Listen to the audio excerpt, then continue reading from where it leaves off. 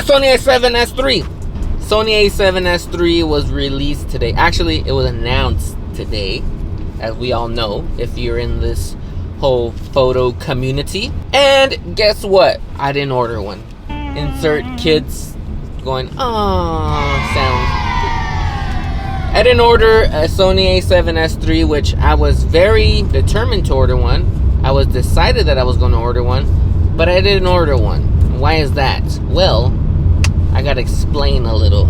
So before we continue on in this video and talk about why I didn't pre-order this camera, I need to get some pizza in my body. And I know my chubby ass don't need no pizza, but I'm stressed out right now. I'm depressed, so I need to eat junk food, okay? I need myself some junk food to cure my sadness and my stress of not ordering this camera. So instead of ordering the camera, I'm gonna order a pizza. All for me, none for you, okay? You ain't gonna have none of my pizza.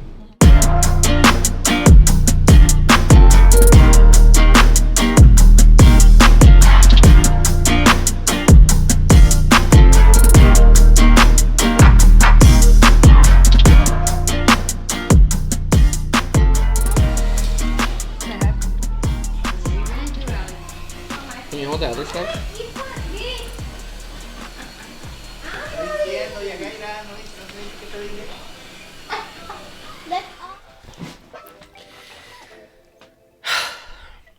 The Sony A7S III. Oh my god. I was up early this morning, in bed, on my phone, half asleep because I went to bed really late last night, looking at all the specs and freaking leaked photos and all this stuff, just getting more and more excited about this thing. And then I woke up early and I watched this presentation, and it's so crazy. As soon as the freaking live stream presentation went on, I was watching it and I got all these notifications from all these YouTubers that I follow that were like, Sony A7S III official review, Sony A7S III, what I think about it. All this all this Sony A7S III content was popping up, and I was just like, what is going on? So I knew a lot of content creators that are at a higher level already had their hands on this camera. But there were some people that I did not expect to get this camera, like Matty Hapuja. I thought he was gonna get the Canon before this camera, and he was like, hey, I got a Sony A7S III, and that little freaking bit that him and Daniel Scheffer did. Daniel Schiffer is so good. I think Sony should have sent him a Sony A7S III. He's well deserving of that camera. But either way, yeah, I mean, this morning was up super early watching this, and then I started watching all the videos. Potato Jet, you know, Maddie, all these people, Peter Lingard, and all this. It was really cool to see, but at the same time, my heart was breaking on the inside because I wish I had the Sony A7S III. So, did I pre-order the camera? No. I could have pre-ordered it. Like I said, I have the money for it. But I started to think, you know, I was thinking it over last night, and then I was thinking it over this morning, and I was just like trying to think to myself, do I really need this camera, or do I really want this camera? Yes, I really want this camera. Do I really need it? Yes and no. Like, you know, like work right now is slow because of the Rona and everything that's going on. Things are gonna start picking up. I know they are, but at the moment, it's kind of like hard to justify a purchase like this right now, even though I have the money for it. And I don't know. I was like, I'm really bad. I'm like the worst impulse buyer, and I buy things on impulse. Like, I want that. I need it. It's gonna make my life better. I need it now. And then I buy it, and I do use it, but it doesn't make my life better like I thought. I think a lot of us do that with gear and just a lot of stuff in general. Like, there's a lot of us that are impulse buyers, and that's just normal. But like, I'm always an advocate on this channel of working with what you have. And I was thinking about all this, and I was like, I have a Sony A7 III. It's a really great camera. I mean, it's not 10-bit 422, not 4K, you know, it has 4K, but it's not 10-bit. All this, it has picture profiles, you know, but it doesn't have, like, you know, this at the A7S III, but I have this, but I don't have that. And I was just kind of like weighing out the options. I'm like, you know what, I really want this camera, but I can wait. I can hold on to my money a little more for just in case any emergencies, or if the world just decides to blow up in the next freaking month. Well, if the world blows up, I guess I don't need any money. I mean, like, if something happens, you know, if things start to get crazier, if things start to shut down again, whatever, you never know, like, but at the same time, it's like, I don't need a camera right now, a new camera. I want one, but I don't really need it at the moment. You know, I'm okay with working with what I have, which is this setup, which looks amazing. I mean, I can't complain. This is a great camera and a great setup. Like this, I mean, I'm happy with this. Of course, Sony A7S III is like the perfect camera. As camera conspiracies would say, all I want is a perfect camera. You got it, Casey. But yeah, I was debating like all night, all morning, and I couldn't pull the trigger.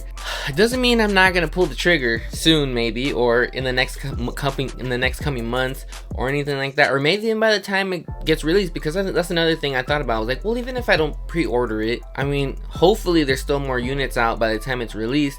And even if I pre-order it right now, I'm not gonna have the camera till September, which is another month and a half, because it's like the end of September. So I'm not gonna be missing out on anything. Like, oh, I didn't pre-order the camera and people are gonna get it next week. So I wouldn't be missing out on anything as of right now. But this thing, guys, I mean, if you guys are watching this video and you guys know about the Sony A7S III, so you guys already know the specs. You guys already know this camera is a beast, just like we expected, just like we had talked about the other day. And I'm like pretty stoked on where technology is going with these cameras and all this stuff that's going on, and it's insane. Like, the specs on this camera are crazy, and who wouldn't want to have that? Like I said, this is a cinema grade camera and a mirrorless body. I don't doubt, you know, Netflix and things like that will start approving these cameras to start making films, or at least be like secondary cameras and all that to be on films. Because once you start doing 16-bit and all that, that's cinema grade quality. Like, that's professional as fuck. It's crazy. Having like A7S III like definitely will improve your image quality, will improve a lot of things, and will hopefully be inspiring to a lot of people to have a cinema camera, pretty much a cinema camera in such a small body, and be able to take it anywhere, take it in your backpack, and be able to film freaking Hollywood quality films wherever you can go. You know what I mean? Instead of carrying around an actual cinema camera. So that's another thing too that's cool, like, about this camera, that it's so the form factor is so small. You can take this to a theme park and film a commercial for the theme park without the theme park even knowing that you have a cinema camera in the theme park. Like, you know what I mean? Like, you go to Disneyland, make a Disneyland commercial without Disneyland even knowing you made a Disneyland commercial. That's dope. But with higher resolution, higher bit rates, all that also comes, there's some pros and cons. You know, the good is better quality, better color grading, better codec. But then this is another thing that I started thinking about that had a major factor in my decision of whether to buy it right now or not, and that was storage. I mean, the files on this thing are gonna be huge. Obviously, they're gonna be a lot bigger than my Sony A7 III 4K files. I already think sometimes my 4K files are pretty crazy. I think they're like, I put them in and I'm just like, what the hell? Like, whatever, yeah, sure, it looks great. But, you know, the 10-bit 422 and all that, they're gonna be way bigger files, and you gotta have a computer that's ready for that, and you gotta have hard drives that are ready for that, and you gotta have hard drives to be able to store all this footage, because you're gonna be filling up hard drives pretty quick with this camera. And I know, you know, higher end budget projects and all that, that's normal, but if you're a content creator on YouTube and you're just making vlogs and stuff, and you're out filming for a day and you come back home and you have a terabyte of footage, and you know what I mean, just for one vlog or something, like, that's gonna be crazy. So that was another thing that I was like, okay, like, I gotta prepare for this camera too, like, you know, buy more storage, whatever. My computer will handle the editing and all that, but I need to buy more storage and memory cards. That's another thing too. You gotta have the V90 memory cards. V60 can still do, you know, the 10-bit and all that, but V90 is recommended, and that's more money you gotta spend on top of the camera. So when you buy something like this, it's not just buying a new camera, it's buying a new camera and more storage and new memory cards and new this and new that. So you got to prepare for this thing. You can't just get in a Ferrari and drive away. Like, there's gonna be maintenance to that thing, and it's gonna be pretty expensive. So I thought about that too, and I was just, you know what, like, I'm gonna have to hold off on this. As much as I want to pre-order one and I want one, and just to be able to make a YouTube video and be like, I pre-ordered one, yes, you know, watch my videos. Like, I was just like, I can't, I'm gonna have to wait. Like I said, doesn't mean I'm not gonna buy one. I definitely was getting FOMO seeing a bunch of people post on like these Facebook groups and all that, talking about they ordered it and all this stuff and how amazing it's gonna be, and I was just like, please, like, I was like, I need to get off of social media because it's making me want to buy this camera.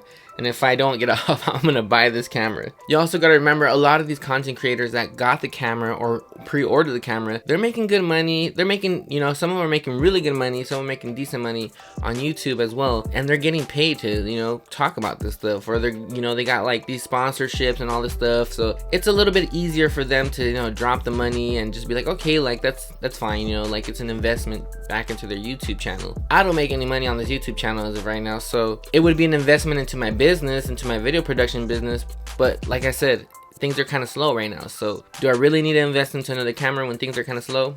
No, it's not really a smart business move. I need to invest more time into finding more clients, you know, my website and all that. So I think that would be the smarter route for me at the moment.